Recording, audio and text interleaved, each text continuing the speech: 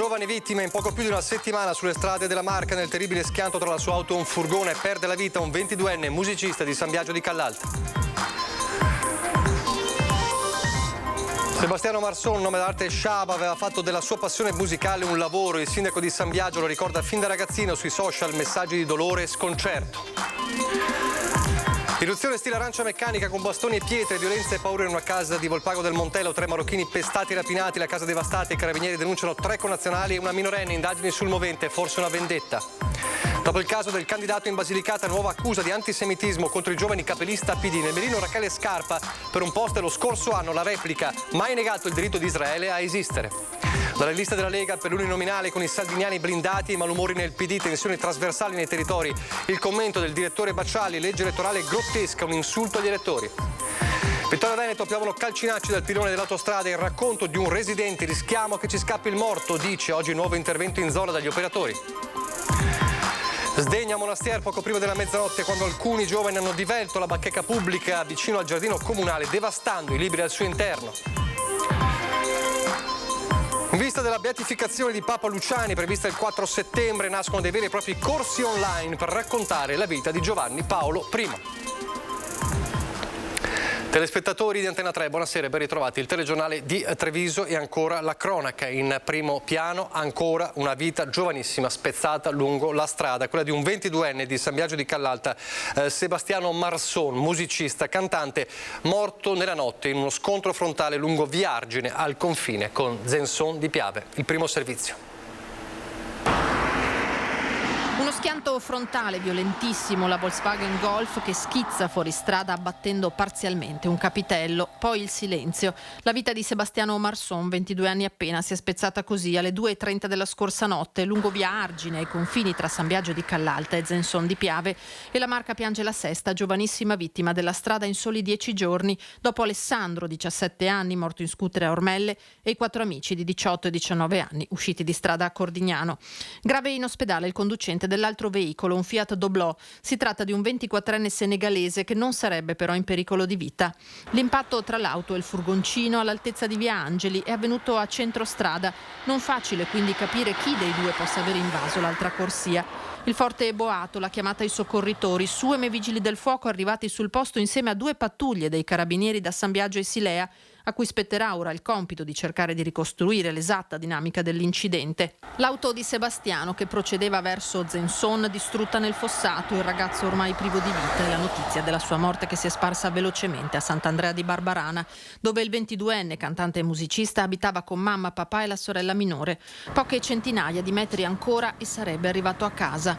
Un tratto rettilineo, quello in cui è avvenuto lo scontro, una strada non molto larga ma che sfortunatamente invita a correre. Che è stretta e c'è molto traffico. Non è così 50-60 all'ora che tutti loro rispettino, e allora purtroppo è così. È autovello che sono più avanti verso Zenson.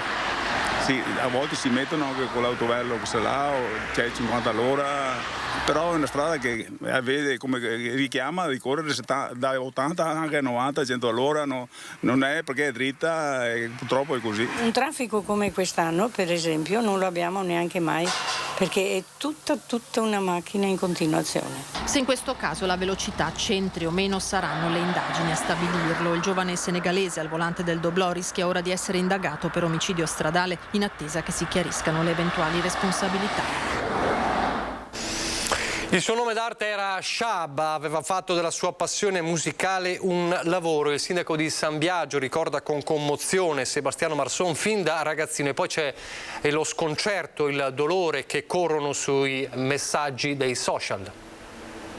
Ho sempre fatto tutto in un modo solo mio e non ho mai detto resta se potevo dire addio. Poche volte ho dato ascolto a Suonare, scrivere, cantare era la musica, la grande passione di Sebastiano Marson, morto nel frontale di questa notte tra Zenson e San Biagio. Abitava in via Mazzera, Sant'Andrea di Barbarana, una famiglia conosciuta, la sua. Il padre, Daniele, è stato amministratore comunale. Lui stesso prendeva volentieri parte a progetti e iniziative del comune e della biblioteca, come ricorda il sindaco Alberto Cappelletto, che lo conosceva fin da ragazzino. Una notizia che ti provoca sentimenti, shock, disperazione. Non è un bel risvegliarsi. Sebastiano l'ho conosciuto proprio per la sua passione per la musica, perché amava suonare, la sua attività, la sua passione l'ha portato a fare concerti, ad essere presente in numerose realtà e anche con successo, e ha sempre dedicato questa sua passione anche per le attività nei confronti degli altri. Della passione per la musica coltivata all'associazione The Art of Music di Salgareda aveva fatto un lavoro, suonava a feste ed eventi insieme alla Mist Band, un calendario fitto quello di questa estate, un ferragosto di lavoro e allegria.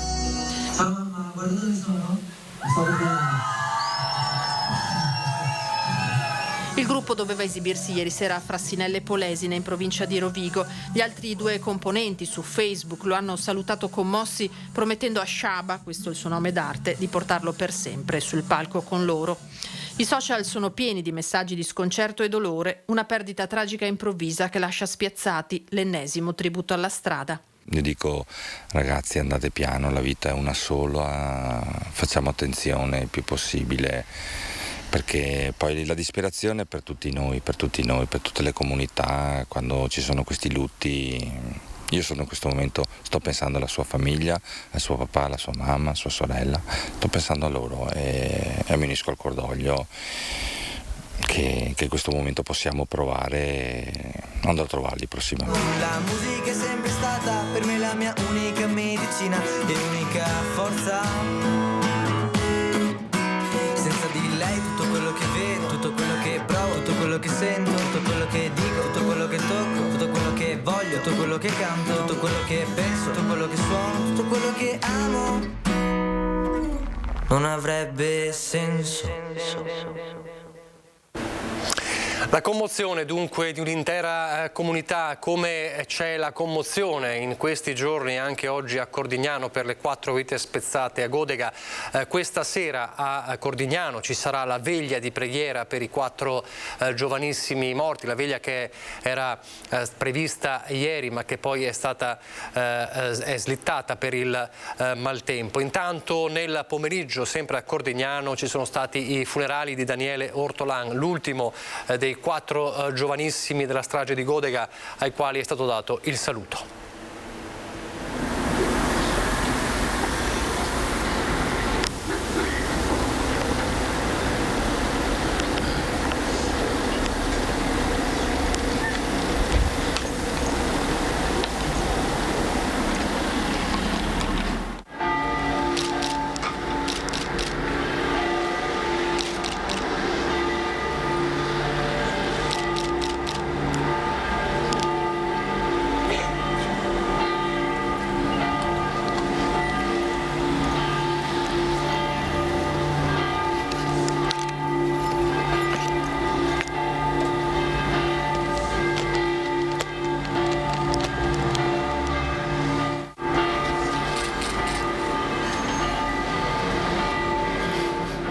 La vita è un bene prezioso e va custodita. Così Don Claudio Carniel ricorda le 4 giovanissime vittime della strage di Godega.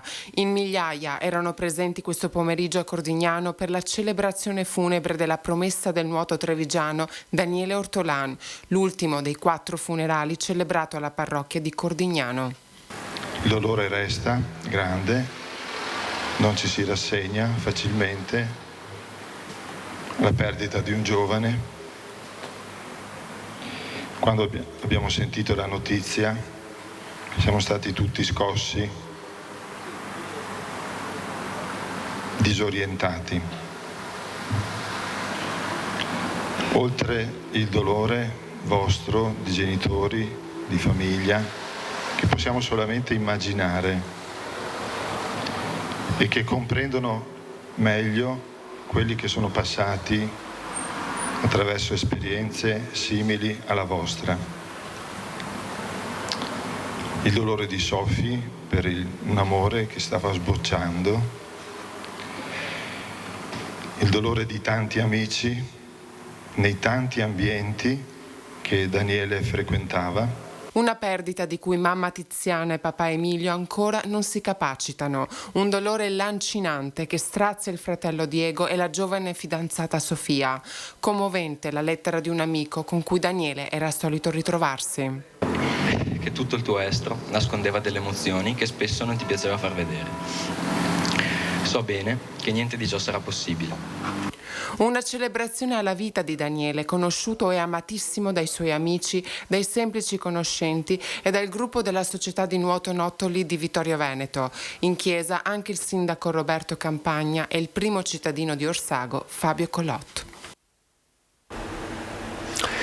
Lasciamo questa pagina tristissima sulla strage purtroppo lungo le strade della Marca, ma c'è ancora la cronaca, una irruzione stile arancia meccanica in una casa di Volpago del Montello, 2 ventenni arrestati e una 16enne denunciata, caccia a un terzo uomo, non si esclude una pista del regolamento di conti per questioni di droga, la violenza è andata in scena ieri pomeriggio, guardate. È stato forse un regolamento di conti tra bande rivali a scatenare la violenza all'interno di un'abitazione di Volpago del Montello, dove solo per un caso fortuito non ci sono state conseguenze letali. Un venerdì folle, protagonisti tutti giovanissimi di origini marocchine, tra cui una ragazzina 16enne residente nel Padovano, con gli stessi carabinieri solitamente moderati nei toni che parlano espressamente di scene d'arancia meccanica. Ma andiamo con ordine. È il primo pomeriggio, la 16enne si trova a Volpago a casa di un amico 21enne, è da qui che si allontana con una scusa per ritornare qualche ora dopo in serata insieme a 3 giovani stranieri, poco più che ventenni e senza fissa dimora, pretendendo di entrare nell'abitazione in compagnia di questi. Il 21enne però si rifiuta di aprire, una decisione che scatena la furia degli ospiti indesiderati che nel giro di qualche minuto vanno all'attacco con bastoni e pietre finché riescono a sfondare la porta. Il parapiglia continua all'interno, mobili e suppelletti li vengono letteralmente distrutti, il padrone di casa colpito con un'arma da taglio. Sono minuti concitati, aggrediti anche altri 2 ragazzi che in quel momento si trovano con lui. Un 18enne riporta un trauma cranico, un 19enne ferita al volto e al braccio. Nel frattempo la minorenne ruba una consola da gioco e un telefono cellulare, poi trovati all'esterno dell'abitazione dai carabinieri della radiomobile di Montebelluna e delle stazioni di Volpago e Nervesa, che arrivano sul posto allertati dagli stessi aggrediti. Nel frattempo i 3 aggressori, dopo aver rubato i telefoni cellulari delle vittime, fuggono assieme alla minorenne attraverso i campi. Scatta l'inseguimento con i militari dell'arma che riescono a catturare la 16enne e 2 dei 3 ragazzi. Si tratta di un 23enne e un 24enne. Mentre la prima è stata denunciata in stato di libertà, gli altri sono arrestati e portati a Santabona. Dovranno rispondere di un rosario di contestazioni: rapina aggravata, violazione di domicilio, danneggiamento, lesioni personali e resistenza a pubblico ufficiale in concorso. E caccia invece al terzo giovane. I 3 aggrediti hanno riportato lesioni giudicate guaribili tra i 10 e i 20 giorni. Le indagini procedono per chiarire il movente. Questioni di droga avrebbero scatenato il delirio.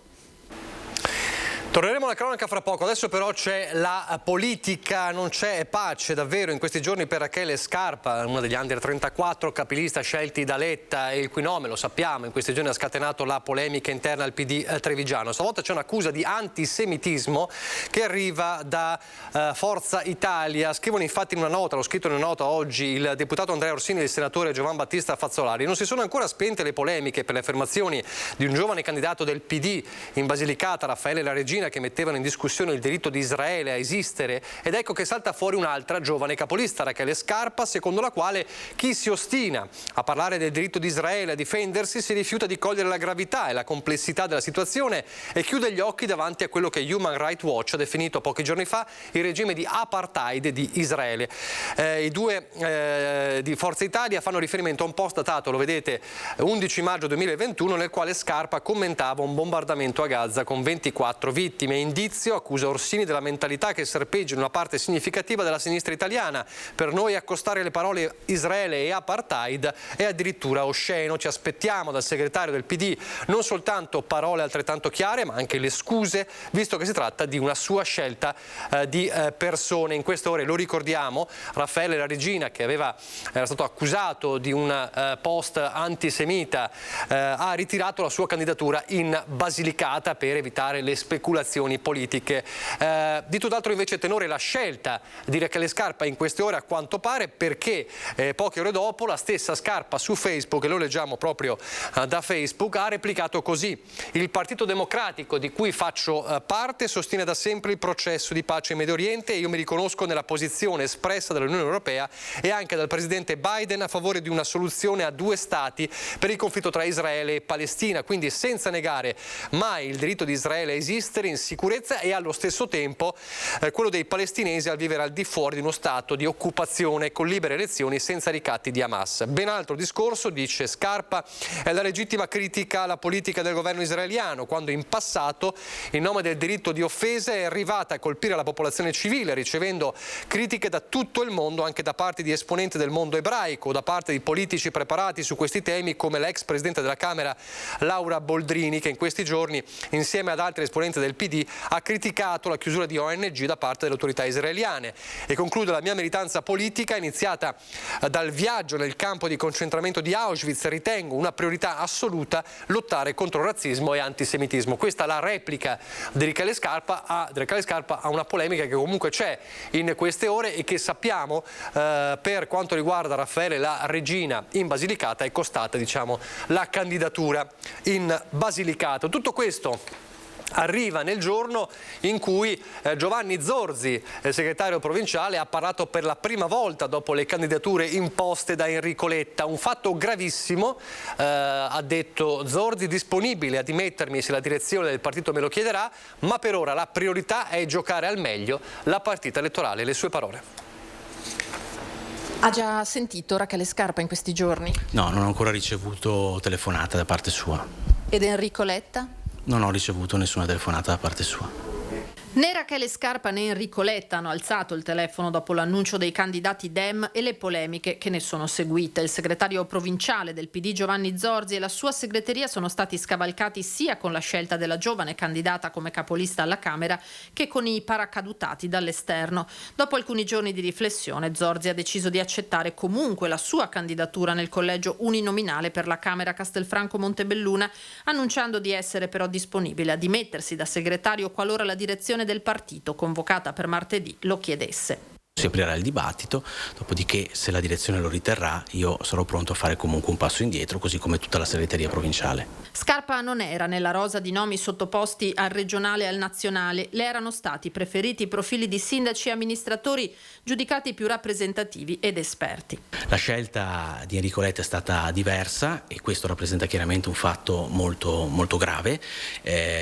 Noi prendiamo atto sapendo però che come è stato fatto questo passaggio non ci va bene, un'imposizione di questo tipo chiaramente non ha suscitato un malessere profondo nel nostro partito. Dopo il 25 di settembre si aprirà qui da noi, così come in altri territori, una fase di discussione seria e franca su quello che sono i meccanismi di funzionamento del partito e di riconoscimento del lavoro dei territori. E da chiarire ci sarà anche il rapporto tra il provinciale e la segreteria comunale del capoluogo, visto che Giovanni Tonella ha appoggiato con una lettera la candidatura di Scarpa. Ora però, dice Zorzi, la priorità dei Dem è giocare al proprio meglio la non facile partita elettorale e così lui stesso farà da candidato. Quindi noi ce la giochiamo a testa alta, con determinazione e sapendo che da parte nostra ci sarà il massimo impegno. I malumori serpeggiano però anche in casa centrodestra, ad esempio nella Lega, dopo i primi nomi svelati, quasi tutti parlamentari a caccia di riconferma e salviniani blindati. La partita è chiusa, almeno per gli uninominali di Camera e Senato, con la Lega che gioca di fatto esclusivamente la carta della continuità. I volti sono tutti noti, si tratta di parlamentari uscenti a caccia di riconferma. Per Montecitorio i nomi sono quelli della veneziana Giorgia Andreuzza, dei trevigiani Dimitri Coin e Ingrid Bisa, del veronese ex ministro Lorenzo Fontana, dei padovani Massimo Bitonci e Alberto Stefani, commissario regionale. Per il Senato in pole position da Verona Paolo Tosato che tenta il tris e da Bassano Tamara Bizzotto, che dovrebbe lasciare lo scranno all'Europarlamento alla veronese Paola Ghidoni, prima dei non eletti. Quasi tutti salviniani di ferro, evidenziano in tanti dalla base, nulla di anomalo, anzi, per il capogruppo del Carroccio in Consiglio Comunale a Treviso. Le faccio una confidenza qui davanti agli schermi. In questo momento, siccome Salvini sta compilando le liste, come tutti i segretari di partito, sono tutti salviniani, sa? Battuta a parte, per lo stesso Barbisan la strada era tutto sommato tracciata. Noi abbiamo 9 parlamentari uscenti, 9 persone sulle quali non si può dire nulla se non che si siano impegnati. E abbiamo il taglio del numero dei parlamentari, quindi veda lei. Restano accese le caselle dei listini proporzionali e con esse le speranze di altri leghisti di primo piano, da Gianangelo Boff, commissario a Treviso, ad Angela Colmellere, ex sindaco di Miane. E questo mentre gli altri del centrodestra prendono tempo. In casa Forza Italia sembra che il posto più pesante in lista sia destinato ad Anna Maria Bernini, bolognese, fedelissima berlusconiana. La stessa Maria Elisabetta Alberti Casellati, seconda carica dello Stato, potrebbe correre in Basilicata. Più spazi di manovra, vista la crescita esponenziale rispetto al 2018, ce li ha Giorgia Meloni. Certo, i big in Fratelli d'Italia non mancano nemmeno in Veneto. Ci sono il coordinatore Luca De Carlo, Ciro Maschio, Maria Cristina Carretta e Adolfo Urso. E poi c'è l'asso nella manica, quel Carlo Nordio, magistrato trevigiano simbolo della legalità, che ha sciolto le riserve. Lo stesso coordinatore Giuseppe Montuori, dato tra i papabili, fa un passo indietro. Diciamo che penso che per chi fa come me il coordinatore in provincia di Treviso, aver individuato una figura di questo tipo sia un onore, sia stato un lavoro meraviglioso fatto da Roma al Veneto con Luca e in provincia con me, che ci porterà solo prestigio. I malumori però ci sono e restano, e allora sono malumori creati anche da una legge elettorale grottesca che fa ancora una volta il gioco dei segretari di partito a discapito dei territori. Così oggi, nel corso della nostra prima edizione, il commento del direttore del gruppo Media Nord-Est, Luigi Bacciali. Sentiamo un estratto. È grottesco che noi oggi, prima ancora del voto del 25 settembre, parliamo di riconferme, parliamo di collegi blindati, di persone sicuramente elette e di sicuramente escluse. Cioè questa è l'aberrazione di una legge elettorale che trasforma quella che dovrebbe essere una democrazia in una grande presa per i fondelli. Perché parliamoci chiaro, non possiamo andare a votare con le preferenze i parlamentari che vorremmo vedere eletti. E questo è il gioco dei segretari di partito, dei partiti che dicono sempre no, bisogna cambiare la legge elettorale, poi rimane sempre questa con i listini bloccati e gli amici degli amici. Perché questo? Perché i capi di partito vogliono in Parlamento degli yes men, stanno lì e votano a seconda di quello che il capo del partito dice loro di fare. Questa è la grande anomalia della legge elettorale, che ancora una volta ci costringe ad andare a votare non per i nostri parlamentari, ma per altri scelti appunto da chi vuole sopraffare il cosiddetto popolo sovrano. Ritorniamo alla cronaca e torniamo a parlare degli episodi violenti di Conegliano. Ieri c'è stata un'altra vittima di uno scippo, una 71enne che è stata spintonata a terra per rubarle una collanina, ma ci sono anche i risultati dei primi controlli e rafforzamenti. Era appena uscita di casa ieri pomeriggio intorno alle 16:30 in un quartiere signorile di via Manina Conegliano, quando un bandito l'ha aggredita brutalmente strappandole dal collo una collana in oro che indossava. Esperienza drammatica per la 72enne Gianfranca Fiorot, ex maestra in pensione, che mai avrebbe pensato di essere in pericolo facendo 2 passi vicino a casa. Il malvivente, un giovane uomo di colore, l'ha evidentemente seguita e strattonata, facendole perdere l'equilibrio e cadere a terra, che però al momento non ha riportato lesioni. Dopo averle strappato la collana, il ladro è scappato di corsa. La signora non si è persa d'animo e immediatamente si è data da fare per sporgere denuncia. I carabinieri stanno ora cercando il rapinatore. È il secondo gravissimo episodio che avviene in centro cittadino a Conegliano. Solo pochi giorni fa era capitato a Giuseppe Zaccherin, noto amministratore condominiale, di essere aggredito da un giovane che gli ha strappato la catenina mentre stava passeggiando con il cane alle 7 del mattino in zona Parco Rocca. Episodi violenti che si sommano alla lunga serie di rapine, risse e aggressioni dei giorni scorsi in pieno centro cittadino e che hanno portato ad aumenti dei controlli da parte delle forze dell'ordine, i quali nell'ultima settimana hanno sequestrato stupefacenti presso il centro di Conegliano e zone limitrofe. È stato denunciato un 26enne noto alle forze dell'ordine per inottemperanza al foglio di via con divieto di ritorno a Conegliano, mentre nella giornata di ieri sono stati identificati altri giovani dediti al bivacco in Corte delle Rose, successivamente allontanati e sanzionati. Sempre a Conegliano, in piazza del Fante, è stato fermato un cittadino senegalese di 23 anni e residente in città, al quale sono stati trovati 2 grammi di hashish e il foglio di via dalla città di Jesolo dopo la perquisizione. Sdegna Monastieri in queste ore per l'atto vandalico perpetrato poco prima della mezzanotte, quando un gruppo di alcuni giovani in via di identificazione da parte dei carabinieri in piazza Lanciari di Milano ha divelto la bacheca pubblica nei pressi del vicino giardino comunale, bacheca che conteneva dei libri, gettandone diversi a terra e vandalizzandoli, allontanandosi poco prima dell'arrivo della pattuglia dell'Arma. Indagini in corso da parte dei carabinieri, sul posto si è recato anche il sindaco Paola Moro. A Vittorio Veneto adesso, dove cadono calcinacci dal pilone dell'autostrada A27. Il racconto di un residente di via Feltre che ha rischiato grosso in questi giorni. Rischiamo che ci scappi il morto, sono come proiettili le sue parole. Oggi il nuovo intervento in zona degli operatori. Uomini e mezzi sono intervenuti nelle scorse ore, nel sabato da Bollino Nero, per rimediare a una criticità strisciante che inquieta il distacco di calcinacci dal pilone dell'autostrada. Siamo in via Feltre a Vittorio Veneto, vicino al campo sportivo. Il viadotto fa parte da decenni del paesaggio. Roberto Piccin vive qua da sempre. Qualche sera fa stava rientrando dal ristorante di cui è titolare. È a bordo della sua auto, la velocità è moderata, pioviggina e spesso questa strada viene attraversata dalla fauna selvatica.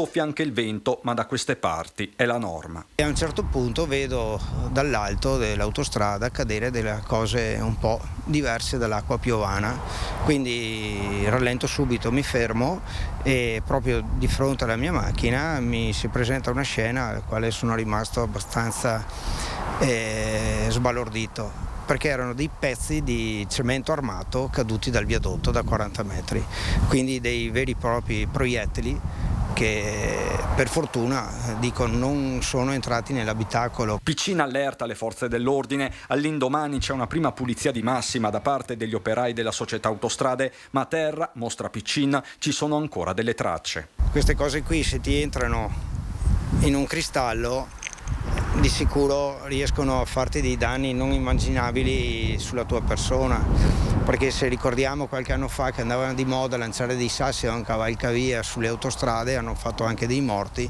ma i cavalcavia sono una decina di metri sopra i passaggi autostradali.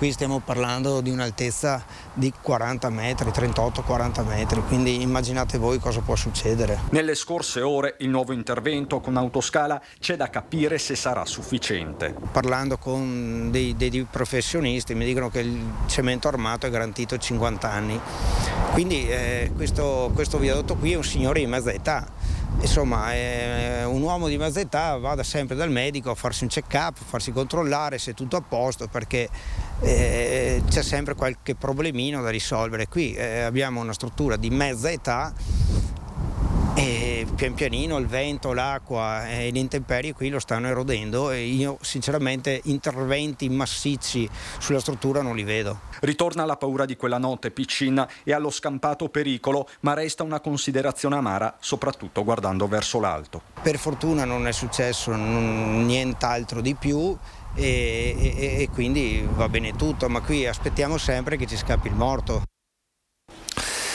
Restano serie le condizioni del 33enne feritosi gravemente, restiamo sempre a Vittorio Veneto, feritosi gravemente alla mano ieri pomeriggio la ditta Tema SRL, specializzata nella produzione di materiale plastico in Viale dell'Industria appunto a Vittorio Veneto. La mano era rimasta, lo ricorderete, schiacciata tra due rulli del macchinario a cui stava lavorando. Proseguono le indagini dello Spisal e dei Carabinieri per ricostruire la dinamica dell'infortunio. Ci spostiamo adesso per un attimo dalla Marca trevigiana per parlare di un addio importante della politica, l'addio della politica e dei big della politica e non solo a Niccolò Ghedini stamattina a Santa Maria di Sala.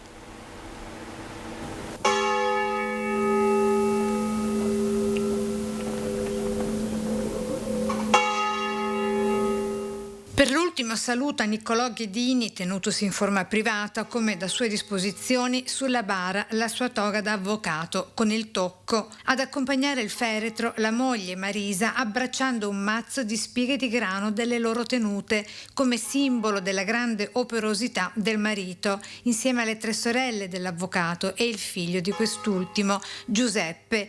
Toccanti le sue parole nel ricordare il padre, impossibile lasciare andare un uomo come lui, così ha detto al termine dell'omelia officiata da Don Paolo Cecchetto, il parroco della comunità, che ha ricordato la grande generosità dell'avvocato scomparso mercoledì scorso a 62 anni dopo una grave malattia.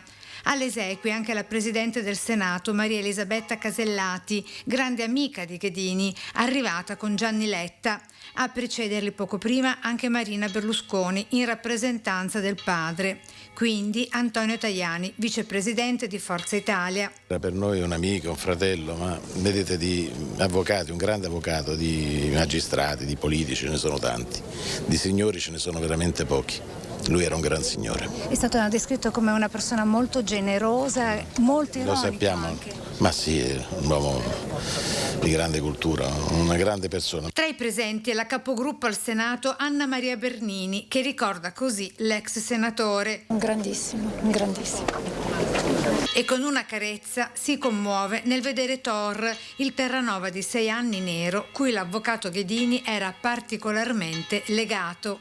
A presenziare pure il governatore del Veneto, Luca Zaia, con il sindaco di Padova, Sergio Giordani. Particolarmente commosso anche il collega di studio Piero Longo, in chiesa tra le lacrime, ha ricordato quando, appresa la notizia della malattia, aveva intimato all'amico di non andarsene prima dei prossimi 15 anni, la differenza d'età che li separava. A questo punto direbbe, cosa fate ancora? Andatene a lavorare. Basta signori, è il momento dell'accoglimento.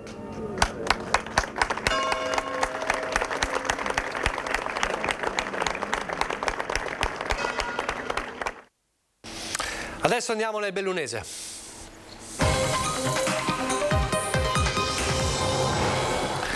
Era previsto e c'è stato il traffico da bollino nero sulle strade di accesso alle Dolomiti per tutto il weekend, numerosi chilometri di coda in varie zone della provincia già nella giornata di oggi, nonostante l'apice dei disagi sia previsto per domani. E domani è atteso veramente il grande flusso e quindi mi auguro, e il mio invito è quello di cercare in tutti i modi di diluire soprattutto le partenze, magari presto la mattina o anche tardi la sera, in modo da non confluire tutti i veicoli durante le ore di punta. Comincia a Pian di Vedoia, nella periferia di Ponte nelle Alpi, l'interminabile serpentone di automobilisti della strada statale 51 di Alemagna. Un altro weekend a bollino nero per il traffico molto intenso, sia per chi viene che per chi lascia il territorio montano, come sempre affollatissimo di visitatori in questo periodo a cavallo di Ferragosto. Diversi infatti chilometri di coda registrati già in mattinata in uscita dall'autostrada A27, ma anche a Rione, Santa Caterina e Ponte nelle Alpi. Non cambia la situazione anche spostandosi sulla strada regionale 203 a Gordina, in particolare tra Agordo e Cencenighe, con traffico bloccato e veicoli a passo d'uomo. Una situazione che andrà via via peggiorando e il cui apice è previsto per la giornata di domani. È chiaro che purtroppo le code, finché non riusciamo a realizzare quelle grandi opere per i mondiali e le Olimpiadi che sono state previste difficilmente cambierà rispetto agli altri anni. E dove si placa il traffico inizia la guida pericolosa. Non è una novità che le strade montane vengano prese di mira da motociclisti e automobilisti amanti della guida sportiva. Infatti lo scorso fine settimana nell'attività di controllo gestita dalle forze dell'ordine si sono registrate complessivamente 28 violazioni al codice della strada, risultate in un totale di 47 punti recurtati, 2 fermi amministrativi e un sequestro. Tra questi spicca in particolare il caso di un motociclista colto in flagrante con la patente revocata, revisione scaduta e senza copertura assicurativa. L'attività di controllo esercitata per favorire la circolazione sicura continuerà anche per i prossimi fine settimana. E i controlli ovviamente aiutano a far sì che i motociclisti possano appunto non utilizzare queste strade come vere e proprie piste. Io non ho contro sicuramente loro, però alcuni comportamenti sicuramente sono stati deprecabili in quest'estate. Esattamente un anno fa la morte di Paolo Saviane, l'ex senatore pontalpino scomparso all'età di 59 anni. A ricordarlo con un post su Facebook l'assessore regionale Giampaolo Bottaccin, collega di partito e soprattutto amico di Saviane. Sei stato più che un amico, sei stato il fratello maggiore che non avevo. Le parole commosse dell'assessore in questo post. È attivo e disponibile online un corso particolare perché in vista dell'ormai imminente beatificazione di Papa Luciani il 4 settembre a Roma ci sono 10 lezioni sulla vita di appunto Papa Giovanni Paolo I. Il grande giorno per i fedeli è domenica 4 settembre, data in cui in piazza San Pietro a Roma avverrà la tanto attesa beatificazione di Papa Giovanni Paolo I. Per conciliare la fervida attesa di celebrazione e il desiderio di approfondire la conoscenza del Papa del Sorriso, la Fondazione Papa Luciani di Canale d'Agordo, con la collaborazione dell'Associazione Bellunesi nel Mondo e il contributo della Regione Veneto, ha realizzato un corso online totalmente gratuito che previa registrazione accompagna l'ascoltatore in un percorso di 10 lezioni da 30 minuti ciascuna riguardo la vita di Albino Luciani e il suo percorso religioso che l'ha condotto al ruolo di pontefice. In vista della beatificazione di Papa Giovanni Paolo I, vi invito a iscrivervi al corso gratuito che come Fondazione Papa Luciani abbiamo realizzato insieme all'Associazione Bellunesi nel Mondo. Un corso che punta ad avvicinare l'ascoltatore alle origini di Giovanni Paolo I, i suoi maestri, la vita familiare, il suo percorso di crescita e le tappe più significative della sua vita. Un viaggio alle radici dell'essere di un Papa tanto amato qual è stato Albino Luciani. Molti inoltre saranno i contenuti inediti, immagini di repertorio, opere di approfondimento, testimonianze, ricordi ed emozioni di chi l'ha conosciuto. Lo troverete sul sito www.accademiaabm.it. Vi aspettiamo. Da ricordare infine che il 4 settembre nella piazza di Canale d'Agordo sarà trasmessa in diretta la cerimonia di beatificazione, mentre i festeggiamenti veri e propri si terranno sempre nella sua città natale domenica 11 settembre, con una capienza massima stabilita a 2000 persone e ai quali saranno presenti i vescovi del Veneto e molti ospiti politici e religiosi. Siamo in chiusura, io vi ricordo che per raccontare, la stiamo raccontando in questi giorni, ma per approfondire questa campagna elettorale anomala, frenetica e anche polemica, da lunedì 22 agosto, dal prossimo lunedì, dalle 21:15 ritorna Ring. Ritorna e raddoppia perché il talk show condotto da Ferdinando Avarino con ospiti in studio, collegamenti e poi il dibattiti e i sondaggi, raddoppia, ci sarà sia il lunedì che il martedì. Quindi ogni lunedì e martedì dalle 21:15 il ritorno di Ring a partire proprio dal prossimo lunedì. È davvero tutto, vi lascio alle previsioni del tempo. Grazie per averci seguito, arrivederci.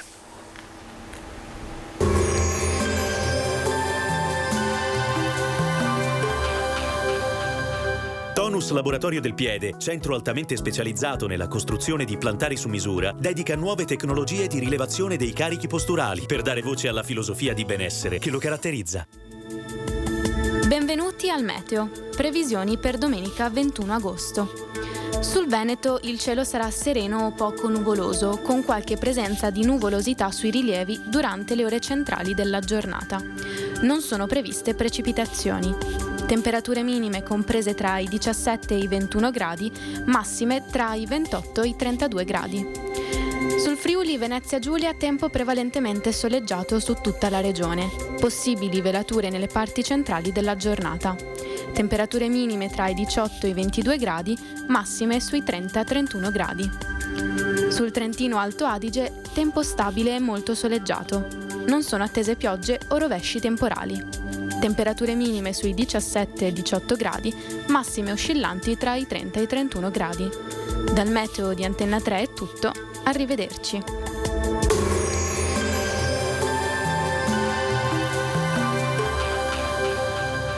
Tonus Laboratorio del Piede, centro altamente specializzato nella costruzione di plantari su misura, dedica nuove tecnologie di rilevazione dei carichi posturali per dare voce alla filosofia di benessere che lo caratterizza.